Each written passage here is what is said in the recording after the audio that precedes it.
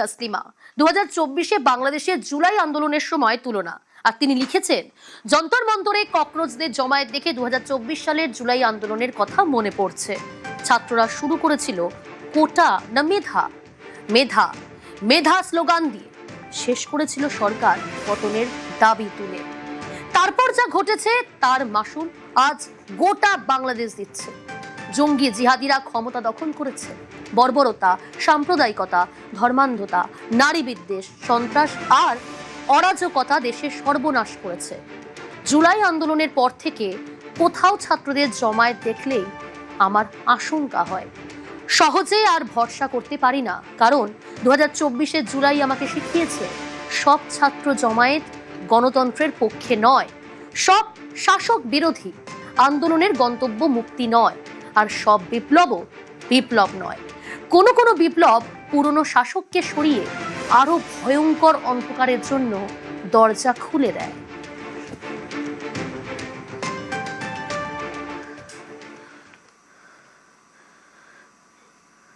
এদিকে দিল্লিতে পড়ুয়াদের বিক্ষোভ আন্দোলন, নিরাপত্তার কারণেই বন্ধ দিল্লির 16টি মেট্রো স্টেশন। দিল্লির কোন কোন 16টি মেট্রো স্টেশন জানবো, মৈত্রেয়ী রয়েছে আমার সঙ্গে। মৈত্রেয়ী, দেখো আজকে সকাল থেকে কিন্তু দিল্লির মেট্রো স্টেশন 16টি মেট্রো স্টেশন মোট বন্ধ করে রাখা হয়েছে। সকাল 7:30 থেকে দিল্লি মেট্রো রেলের কর্পোরেশনের তরফ থেকে এই 16টি মেট্রো স্টেশন বন্ধ করা হয়েছে। মূলত সেন্ট্রাল দিল্লি অর্থাৎ যন্তর মন্তর এবং তার আশেপাশের একটা বড় এলাকা জুড়ে মেট্রো স্টেশন বন্ধ রাখা হয়েছে। তার মধ্যে লোক কল্যাণ মার্গ, রাজীব চক, পটেল চক, Ramakrishna Ashram Marg, Barakhamba Road, Supreme Court, Mandi House. Okay Maitreyi, বেশ।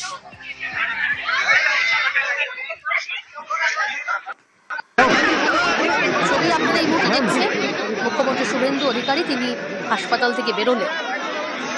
আজ বহরমপুরে গোবিন্দপুরে যে রেলগেটে দুর্ঘটনা, সেই দুর্ঘটনায় স্বজনহারাদের সঙ্গে সাক্ষাৎ করবেন এবং তাদের পরিবারের হাতেও তুলে দেবেন তিনি। বহরমপুর পৌঁছলেন মুখ্যমন্ত্রী শুভেন্দু অধিকারী।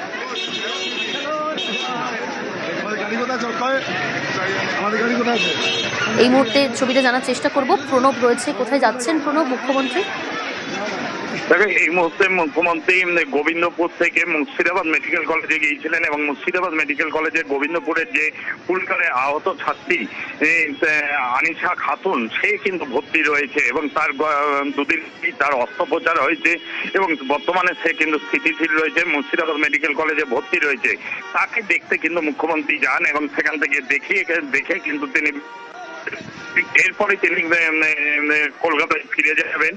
কিন্তু তার আগে আজকে নামেন মুখ্যমন্ত্রী বহরমপুরে ব্যারাক স্কোয়ারে, তারপরে তিনি গোবিন্দপুরে আসেন এবং গোবিন্দপুরে এসে যে গত শুক্রবার তোমার রেল দুর্ঘটনায় ফুলকারের 4 জন পড়ুয়া এবং একজন গ্রামবাসী মারা যান এবং বেশ কয়েকজন আহত হয়, তাদের পরিবারের সঙ্গে গোবিন্দপুরে তাদের পরিবারের সঙ্গে দেখা করেন, তাদের পরিবারের প্রতি সমবেদনা জানান এবং তাদেরকে আর্থিকভাবে সহযোগিতা করেন।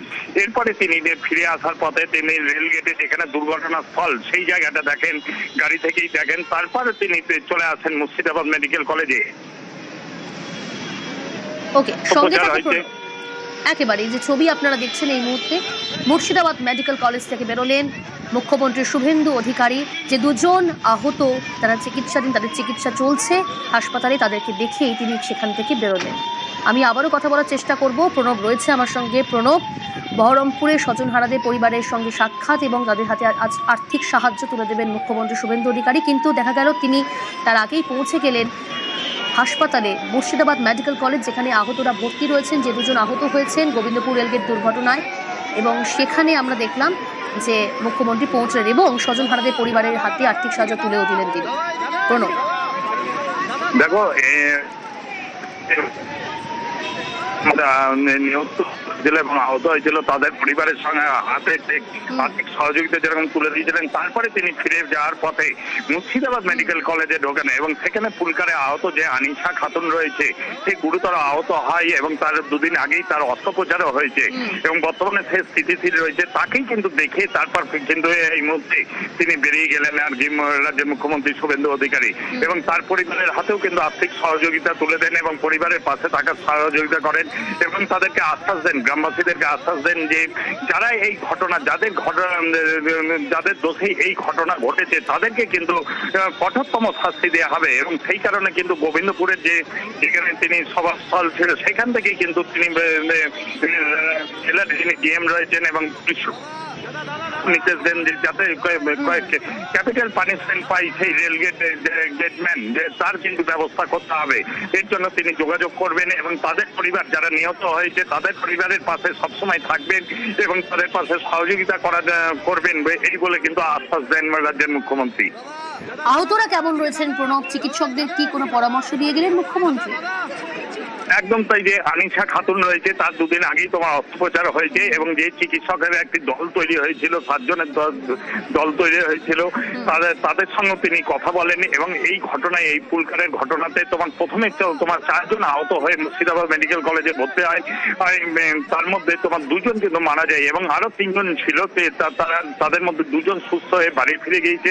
কিন্তু এই আনিশা বেশ গুরুতরভাবে চোট পায় এবং তার একটা অস্ত্রোপচার হয় 2 দিন আগে এবং সে বর্তমানে রয়েছে। চিকিৎসকদের সঙ্গে কথা বলেন, যে চিকিৎসকের তত্ত্বাবধানে রয়েছেন অর্থোপেডিক সার্জন এবং এমনি সার্জন, যে তাদের সঙ্গে কথা বলেন এবং ফিজিশিয়ান যে ডাক্তারদের যে বোর্ড তৈরি হয়েছিল 7 সদস্যের, তাদের সঙ্গে কথা বলেন এবং প্রিন্সিপাল যিনি রয়েছেন মুর্শিদাবাদ মেডিকেল কলেজের, তাকেও কিন্তু তার সঙ্গে কথা বলে যাতে এই বাচ্চাকে দ্রুত সুস্থ করে করা যায় তার ব্যাপারে কিন্তু নির্দেশ দেন এবং চিকিৎসকদের সঙ্গে কথা বলার পরেই তারপর তিনি কিন্তু তার পরিবারের লোকদের সঙ্গে কথা বলে তারপর তিনি বেরিয়ে গেলেন। ওকে প্রণব। পুলকারে ট্রেনের ধাক্কায় পড়ুয়া মৃত্যুর জের সন্তানহারা পরিবারের পাশে মুখ্যমন্ত্রী শুভেন্দু অধিকারী। বহরমপুরে গিয়ে সন্তানহারা পরিবারের সঙ্গে সাক্ষাৎ, স্বজনহারাদের অর্থ সাহায্য করলেন মুখ্যমন্ত্রী শুভেন্দু অধিকারী। পাশাপাশি তিনি মুর্শিদাবাদ মেডিকেল কলেজ সেখানেও কিন্তু পৌঁছে গিয়েছিলেন এবং সেখানে 2 জন আহত, তাদের চিকিৎসা চলছে, একজনের অস্ত্রোপচার হয়েছে এবং আরেকজনের চিকিৎসা চলছে। চিকিৎসকদের সঙ্গে কথা বলেন মুখ্যমন্ত্রী শুভেন্দু অধিকারী। শ্রী শুভেন্দু অধিকারী মহাশয়। আর এবার আপনাদের দেখাবো গত শুক্রবার ঠিক কি হয়েছিল বহরমপুরের গোবিন্দপুর রেলগেটে। যে দুর্ঘটনায় 4 জন পড়ুয়া সহ একজনের প্রাণ গিয়েছে, সেই ভয়াবহ দুর্ঘটনা। পুলকারে ট্রেনের ধাক্কায় পড়ুয়ার মৃত্যু, 4 পড়ুয়া সহ একজন, মোট 5 জনের মৃত্যু হয়, 2 জন আহত, তারা হাসপাতালে চিকিৎসাধীন।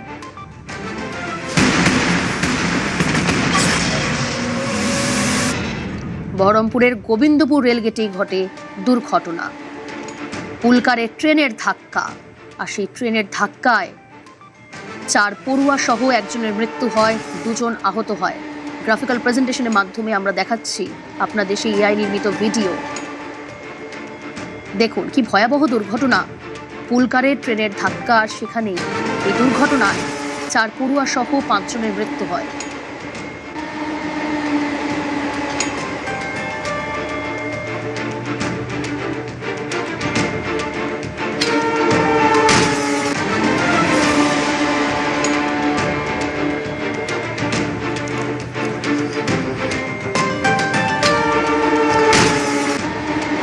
পুলকারে ট্রেনের ধাক্কায় পড়ুয়ার মৃত্যু, 4 পড়ুয়া সহ একজনের মৃত্যু হয়, মোট 5 জনের মৃত্যু হয়, 2 জন আহত।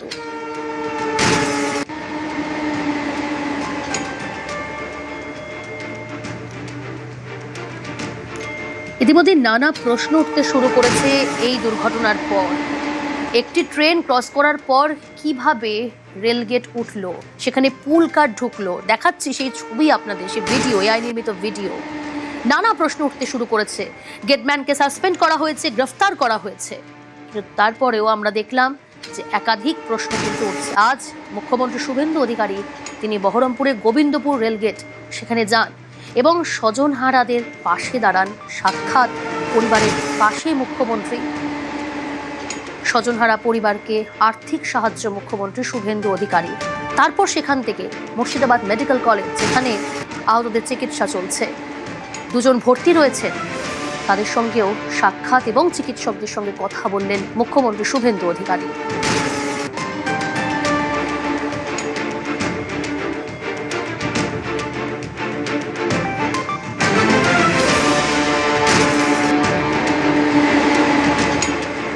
চেয়ারম্যান, আমি পুলিশকে স্পষ্ট নির্দেশ দিয়ে যাচ্ছি, জেলে থাকাকালীন তদন্ত শেষ করতে হবে, চার্জশিট দিতে হবে এবং কাস্টডি ট্রায়াল করিয়ে যাতে ক্যাপিটাল পানিশমেন্ট হয়।